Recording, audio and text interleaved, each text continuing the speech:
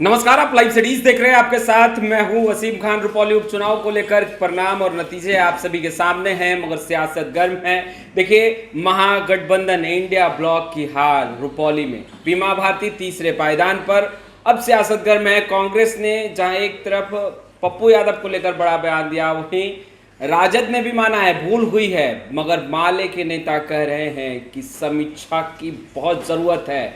आखिर हार कैसे हुई? लोकसभा चुनाव में भी बीमा भारती तीसरे पायदान पर रही थी। राष्ट्र सचिव कुणाल कुमार ने जमकर निशाना साधा है, जहां एक तरफ बीजेपी पर, वहीं सवाल भी खड़े कर रहे हैं कि बीमा भारती को जो वोट आए हैं वह 2020 विधानसभा चुनाव में जो महागठबंधन के उम्मीदवार थे उनसे कम हैं।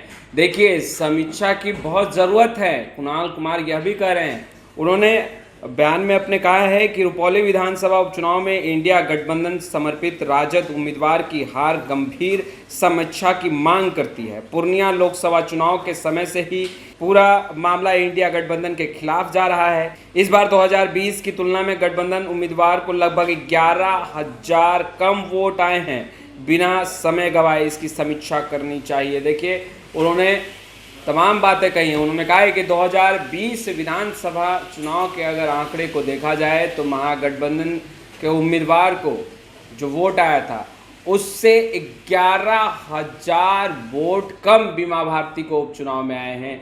गंभीर समीक्षा करने की आवश्यकता है, ज़रूरत है। देखिए, आपको याद होगा उपचुनाव को लेकर के जब सरगर्मियाँ तेज थी, उस वक्त सीपीआई ने मांग किया था कि यह सीट 2020 में सीपीआई के पाले था, और इस बार जब उस सीट पर उपचुनाव हो रहा है तो यह सीट सीपीआई के खाते में जाना चाहिए। यानी कि सीपीआई अपने उम्मीदवार को चुनावी मैदान में आगे करना चाह रही थी, मगर लालू प्रसाद यादव ने बीमा भारती को आशीर्वाद देकर चुनावी मैदान में भेज दिया। और पप्पू यादव ने बीते दिनों एक बड़ा सवाल खड़ा किया। पप्पू यादव ने कहा कि वाम दलों के नेताओं को ना बुलाएगा और ना ही वाम दल के नेता महागठबंधन समर्पित उम्मीदवार बीमा भारती के लिए चुनाव प्रचार में गए।